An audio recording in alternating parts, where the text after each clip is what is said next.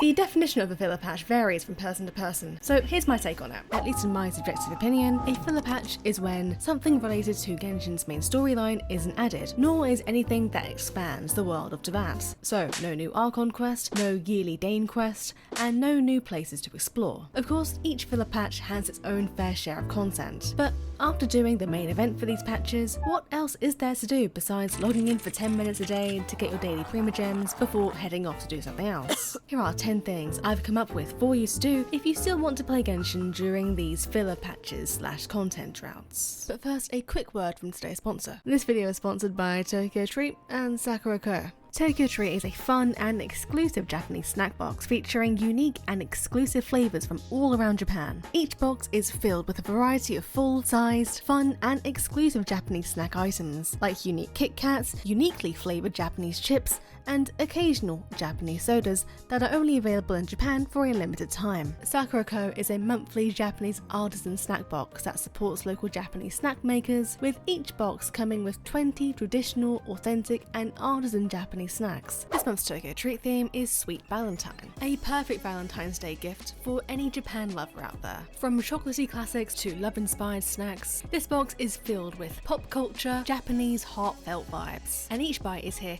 to sweeten your day and fill it with love. I enjoyed the Kit Kat Red and Whites and the Poke Hearts Ramune candy. This month's Sakura Co theme is Valentine's Delights. Again, perfect for a Japan appreciator, but more on the artisan side of things, because this box represents that Valentine's Day is more than just simple exchanges. It's about sharing moments and celebrating relationships in a way that is distinctly Japanese, thoughtful, refined, and rich in meaning. I enjoyed the chocolate sable and the strawberry chocolate crunch. So click the link in the description or the pinned comment to get $5 off your first box if you use my code. And once again, thank you Tokyo Treat and Sakura Co for sponsoring this video.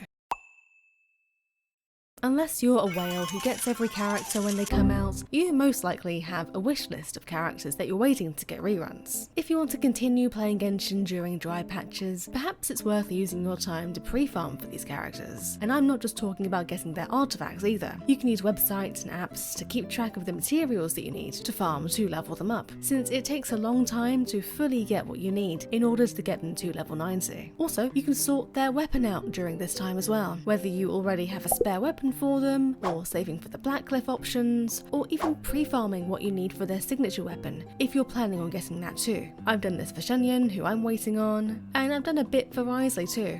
Except the bugs he needs. I hate them. Let me know who you're waiting to get a rerun in the comments below. There are a couple of ways to do this. The first way is to look at scalings of your bench characters. Let me explain. If you know anything about the characters in this game, it's that their kits all have an optimal way to be built, and it's through building characters in an optimal way that you will be able to clear endgame contents like Spiral Abyss and the Theatre. But it can get boring building all characters like this all the time. If you take a look at the statistics of some of your bench characters, you might be surprised to see what certain elemental skills or bursts can do, even though it may not be the optimal way to build them. That may sound a bit complex, so I'll give you an example. Beidou. Beidou is a character who is optimally built by prioritizing her elemental burst for off-field electro application, and even for a shield if you have her at C1 or above. However, her elemental skill looks interesting if you take a look at the scalings. However, this would require you to build her for her to do the most damage with her skill, rather than sticking an energy recharge sands on her in order for her to be optimal in the meta. So building her to prioritize her elemental skills damage rather than always using her elemental burst may not be the meta for her, but it sure is fun to play around with her skill in the overworld. So just like that example, find examples in your benched character roster and find a character that has interesting scalings and then build them on that talents, and then have fun with it in the overworld. Alternatively, you could build a team based on lore. What I mean by that is building a team of characters who canonically know each other. You can take a look at who knows who in their voice lines, events, and Archon quests. This way, you'll be playing with a somewhat lore-accurate team. A few examples of these kind of teams include Xinyan, Kazuha, Mona, and Fischl, Ganyu, Shenhe, Shunyan, and Zhongli, Raiden, Yaimiko, Kujosara, and Kokomi, Alhaitham, Sino, Tignari, and Kave, Linny, Lynette, Fremine, and Arlecchino, Mulani, Katina, Kanish, and Malvika. These teams don't have to make sense gameplay wise, this is really for people who care about the lore of these characters and would find it fun to play with these canonically accurate teams. The Purveyor of Punishment achievement keeps track of your highest damage that's gone above 50k. So if you're bored and you're feeling like that number is a little outdated, you can test your best built character to see if they can beat your previous number. Just make sure that you have the right supports, and maybe even play around with some of your benched supports to see how they affect your DPS. For example, I was completely sleeping on C6 Diona and actually replaced Mona in my Arlecchino showcase team because Diona really helped boost that damage per screenshot number. Then maybe you'll fall down a rabbit hole and see what numbers your other built characters can do, and then you'll be obsessing with showcasing your characters for the next 2 to 5 business days.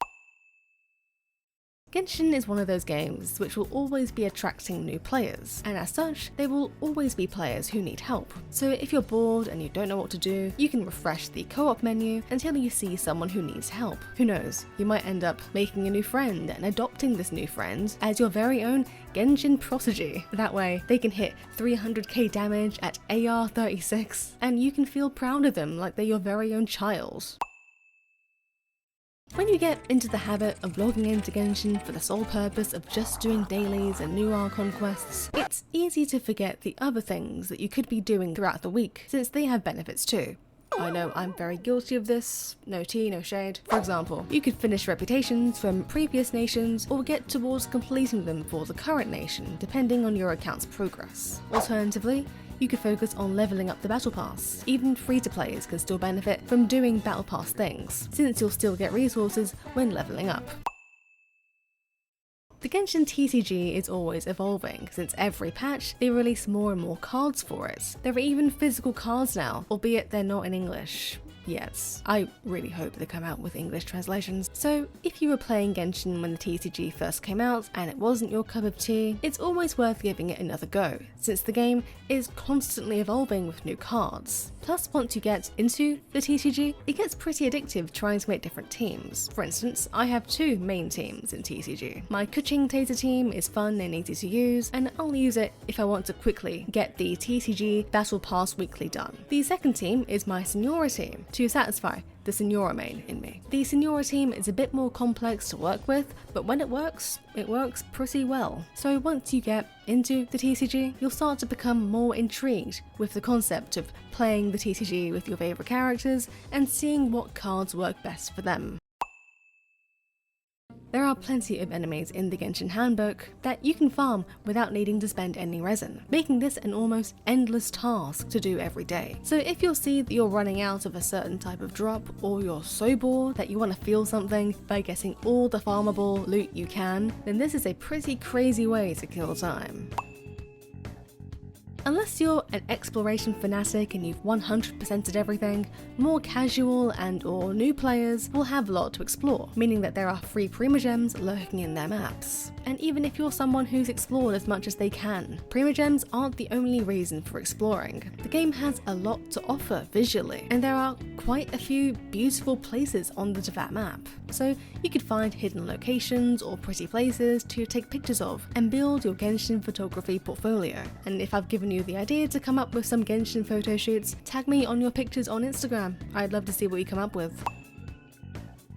It's easy to forget that Genshin has free craftable weapons. So if you're bored and you're looking for new things to build up without needing to use primogems to pull for it, and especially if you've decided to start building up benched characters, crafting the free weapons may not be a bad shout, especially if you don't pull on the weapon banner very often. And finally, it's like I mentioned at the very beginning. You log in, you get your daily primogems to continue saving for upcoming characters, and then you log out and you do something else. If you really feel like you need a break from Genshin and nothing on this list is of any interest to you, then it's okay to just do the bare minimum and take a break from the game.